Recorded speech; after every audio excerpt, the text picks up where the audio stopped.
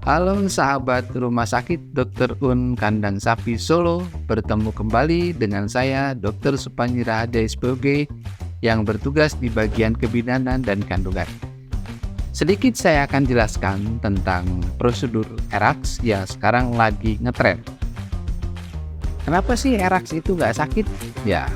Karena dengan ERAX pasien lebih cepat mobilisasinya setelah operasi, karena ada beberapa metode analgesi atau anestesi atau juga untuk penghilang rasa sakit yang diberikan setelah operasi yang akan mengurangi secara bermakna rasa sakit yang diderita oleh ibu setelah melahirkan secara operasi sesar.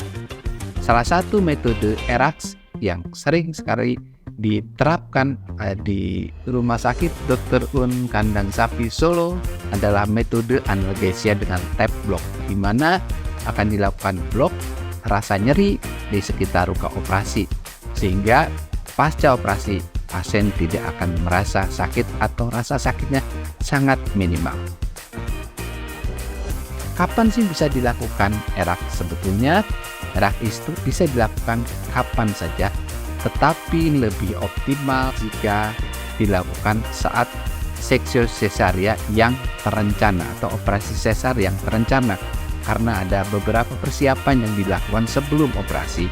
Misalkan 8 jam sebelum operasi pasien diperbolehkan untuk makan padat, kemudian 6 jam sebelum operasi ibu diperbolehkan makanan ringan, kemudian 3 jam sebelum operasi pasien bisa diberikan minuman manis atau berkalori seperti sirup gitu ya, atau susu juga boleh untuk mengoptimalkan kondisi menjelang operasi. Nah, inilah yang menjadi penyebab kenapa ERAX lebih diutamakan pada pasien-pasien seksio sesaria yang terencana.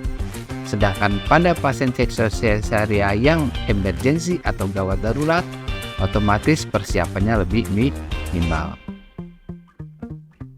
Kapan ada indikasi ataupun kontraindikasi? Sebetulnya tidak ada kontraindikasi yang khusus, kecuali pada kasus-kasus kontraindikasi di mana pasien dalam keadaan tidak sadar atau dalam keadaan koma, atau yang sering disebut juga kejang eklamsi, maka penggunaan metode ini memang agak sulit. Nah, efek sampingnya tidak ada efek samping yang secara spesifik, tergantung dari masing-masing respon dari pasien. Kadang-kadang ada pasien yang mengalami alergi terhadap obat yang diberikan, tapi tidak semua pasien bisa merasakan hal yang sama. Usahakan alergi itu tergantung dari bawaan dari pasien masing-masing. Sekian sahabat Dr. Un Kandang Sapi Solo, semoga informasi ini bisa bermanfaat buat sahabat Dr. Un semuanya. Sekian, terima kasih, sampai bertemu kembali.